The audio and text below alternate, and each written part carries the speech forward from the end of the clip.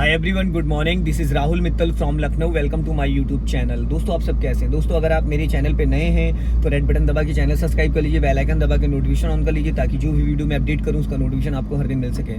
दोस्तों, आप मुझे फेसबुक पे फॉलो कर सकते हैं लर्निंग टू ड्राइव के नाम से, इंस्टा पे लर्निंग टू ड्राइव के नाम से आप रील्स देख सकते हैं, और एक मेरा सेकंड चैनल है कार नॉलेज बाय राहुल। आप मुझे स्नैपचैट पे भी सर्च मार सकते हैं, लर्न टू ड्राइव के नाम से है, और वहाँ पे भी मैं रील्स अपडेट करता हूँ। तो मेरे साथ मेरी स्टूडेंट है, यहाँ से लेफ्ट टर्न करो, हाँ टर्न करो। अब राइट वाला पैर आपका कहाँ है और कहाँ होना चाहिए?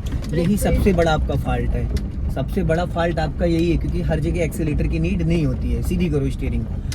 तो जब भी हम कार को और पैर को नागिन डांस मत करो, पैर को एक जगह स्टेबल रखो। राइट वाले पैर को इधर इट बनाना है, इस पेड़ का पूरा सर्कल बनाना है। तो दोस्तों, आज मैं इनको लेके आया हूँ एक ग्राउंड में, जहाँ पे दो पेड़ों के बीच में से मैं इट बनवाता हूँ। जो बिगिनर्स होते हैं उनको यहाँ पे स्टीयरिंग का बहुत अच्छे से आइडिया हो जाता है कि 90 डिग्री कब टर्न करना है।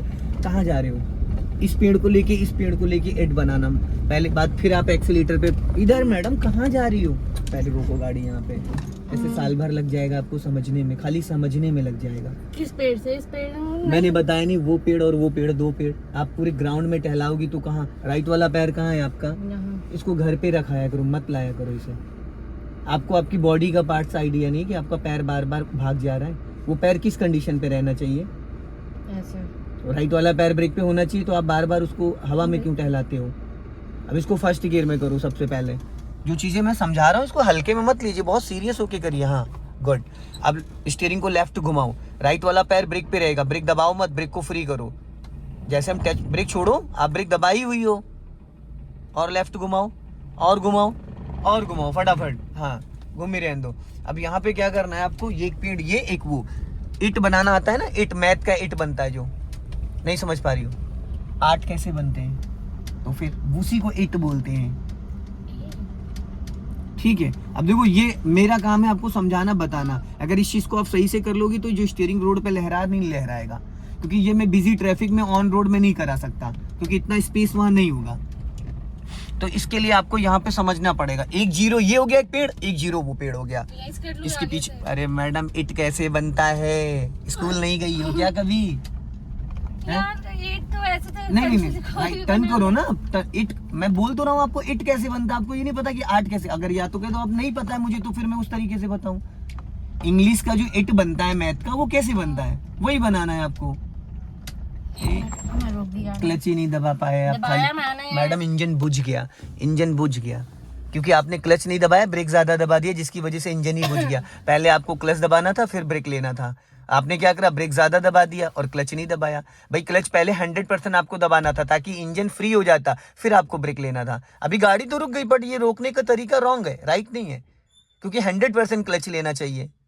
तो अब क्या? क्लच दबा के इंजन स्टार्ट करो, पहले पूरा क्लच दबाओ। आपके पैर मूवमेंट नहीं कर पा रहे हैं सही से, इंजन ऑन करिए।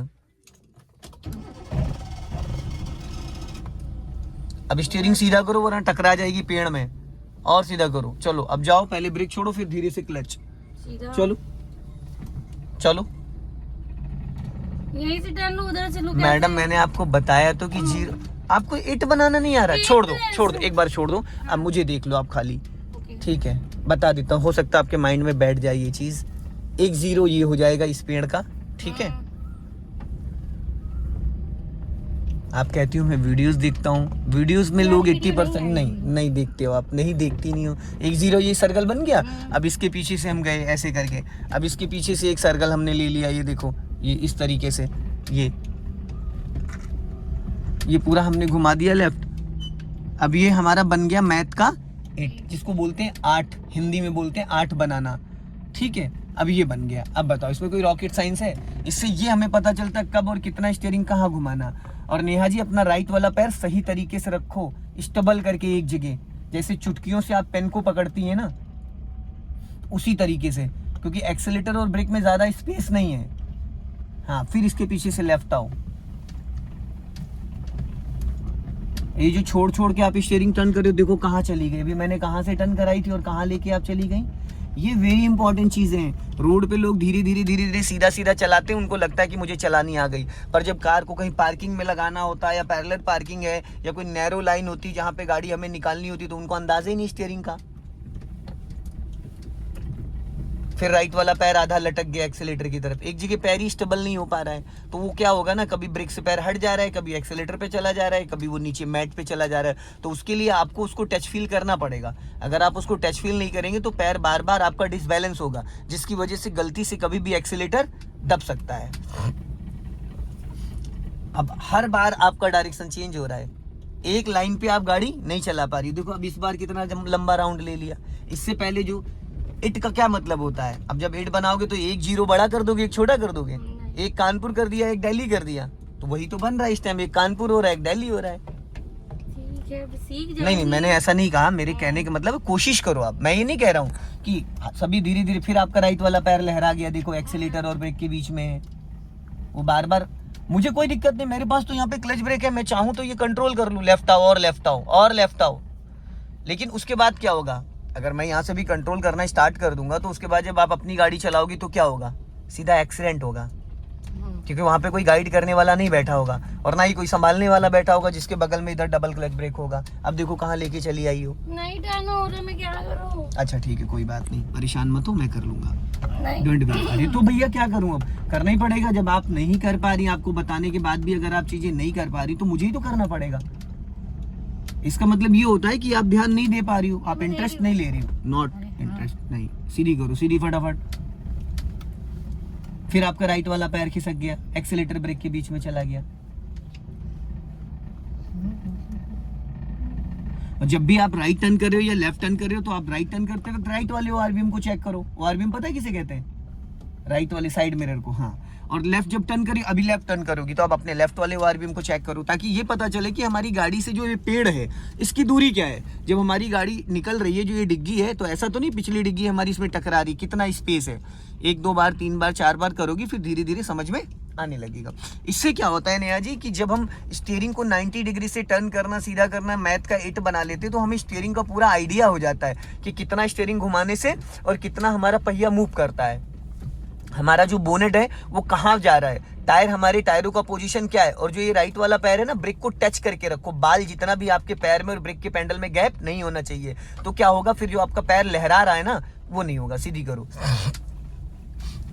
वो नहीं होगा जो लहरा रहा है। ठीक, अब यहां से हमें लेफ्ट टर्न करना, आगे से जाके, हाँ टर्न करो फुर्ती से, हाँ।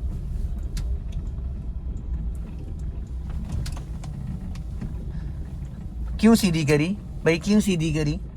इसका मतलब ये है कि आपको खुद याद ही नहीं हो पा रहा है। अभी देखो ये क्या कर दिया, क्या कर दिया।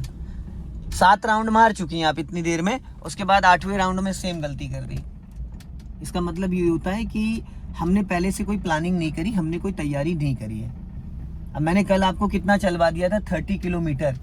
30 किलोमीटर आपने गाड़ी चला ली, लेकिन उससे कुछ सीखने को आपको मिला? बताइए। थोड़ा बहुत। कुछ भी नहीं मिला उससे। पूछो क्यों? क्योंकि आपने सीधा सीधा चलाया, 3rd गियर तक 4th गियर तक गाड़ी दौड़ा दी आपने हाईवे पे। तो हाईवे पे चलाने से कोई सीखने को मिलता है? कुछ नहीं मिलता है भाई। ट्रैफिक था पर वो डिवाइडर रोड था, डिवाइडर रोड पे हमें सामने से खतरा नहीं होता है, डिवाइडर रोड पे हमें सामने से खतरा नहीं होता है। सिंगल रोड पे हमें बहुत कुछ सीखने को मिलता है जब चीजों को हम फेस करते हैं। अब राइट वाला पैर देखो, फिर आपका खिसक गया। अभी मैंने 1 सेकंड पहले बताया था, धीरे से फिर उधर खिसक गया। अब एक टाइम में मैं कितनी चीजें आपकी नोटिस करूं, बताऊं? कितनी चीजों को मैं गाइड करूं? बस यही दिक्कत होती है। सीधी करो। और जब स्टूडेंट सीरियस होता है, वो इंटरेस्ट लेता है ना, तो वो 10 चीजें मैं उसको बताता हूँ तो एक चीज जरूर वो सीख जाता है। फिर एक चीज कर करके 15 दिन में 15 चीजें सीख जाता है और उसको कॉन्फिडेंस आ जाता है। ये होता है। ऐसा नहीं आप अपनी वाली कोशिश करो, मैं अपनी वाली, मैं 100% दूंगा 15 दिन आपका। 16वें दिन मेरी कोई जिम्मेदारी नहीं है कि आप क्या कर रहे हो क्या नहीं कर रहे हो, क्योंकि मैं 15 दिन तक आपको एकदम 100% चीजें बताऊंगा पूरी तरीके से, एक एक चीज। और मैं खुद भी 1% भी क्लच ब्रेक यूज नहीं कर रहा हूँ। अपना लेफ्ट ही दबा के फिर राइट लेना है। और राइट साइड देखते रहो, ज्यादा राइट सटाओगे तो डिग्गी टकरा जाएगी, क्योंकि जहां पे आप बैठी है नेहा जी, वहां से 4.5 फीट गाड़ी की पीछे हाइट है और 6.5 फीट आगे है। आप बीच वाले पोर्शन पे बैठी हैं। समझ में आ रहा है? अब धीरे धीरे फिनिशिंग आ रही है, तो जब धीरे धीरे चलाती रहोगी तो इससे बहुत हेल्प मिलती है। अगर न्यू ड्राइवर है, न्यू विगनर है, फर्स्ट टाइम कार सीख रहे हैं, सीखना चाहते हैं, तो मेरा मानना ये है कि आप किसी बड़े ग्राउंड में पहले गाड़ी को ले जाएं और जितना ज़्यादा बिना एक्सीलेटर, अब यहाँ पे कोई एक्सीलेटर की नीड नहीं है, बिना एक्सीलेटर गाड़ी चल रही है, यहाँ पे 1% भी एक्सीलेटर नहीं ले रखा है और जो गियर है वो फर्स्ट है, तो यहाँ पे एक्सीलेटर की कोई नीड नहीं है, एक्सीलेटर कोई लेना नहीं है, कोई देना नहीं है, जिससे क्या है कि मतलब आसानी से गाड़ी चल रही है और हर अच्छे तरीके से ये कंट्रोल हो पा रही है। क्योंकि जब हम एक्सीलेटर लेते हैं, जो न्यू विगनर होते हैं, तो उनको अंदाज़ा नहीं मिल पाता है, तो वो क्या करते हैं, एक्सीलेटर कम ज़्यादा करते रहते हैं, जिसकी वजह से गाड़ी झटके मारने लगती, कंट्रोल से बाहर हो जाती है। तो आप अगर विगनर हैं तो फर्स्ट गियर में आप गाड़ी को बिना एक्सीलेटर घंटों चला सकते हैं, कोई इंजन पे इफेक्ट नहीं पड़ेगा, कोई क्लच प्लेटें नहीं खराब होगी, कोई गियर बक्सा नहीं डैमेज होगा। ये 2-3 चीज़ें जो मैं आपको बता रहा हूँ, बहुत ही सीरियस होकर समझ लीजिएगा, क्योंकि कुछ लोगों के माइंड में लगता है कि फर्स्ट गियर में गाड़ी चलाएंगे तो हमारी क्लच खराब हो जाएगा, या क्लच प्लेटें, या गियर बॉक्स में, या इंजन पे। तो दोस्तों ऐसा कुछ नहीं है, क्योंकि सबसे पावरफुल जो गियर होता है वो फर्स्ट गियर ही होता है। फर्स्ट गियर में चलाने में प्रॉब्लम कब होती है, जब आप फर्स्ट गियर में ओवर स्पीड चलाओ। जैसे अभी ये 0 RPM पे चल रही है बिना एक्सीलेटर, आप 2 घंटे 4 घंटे 6 घंटे आप ऐसे गाड़ी चलाते रहो, कोई फर्क नहीं पड़ेगा। अगर आप फर्स्ट गियर में 30-40 भगा रहे हो तो गियर बॉक्स पे भी दिक्कत होती है और क्लच प्लेट भी फूकने के 99% चांसेस रहते हैं और इंजन भी हीट कर जाता है इन कंडीशन में, अदरवाइज दिक्कत नहीं होती। तो दोस्तों वीडियो पसंद आए लाइक करें, शेयर करें, कमेंट बॉक्स में ज़रूर बताएं कि वीडियो कैसा लगा। अगले वीडियो में फिर मिलते हैं। जय हिंद, वंदे मातरम, हंसते रहो, मुस्कुराते रहो।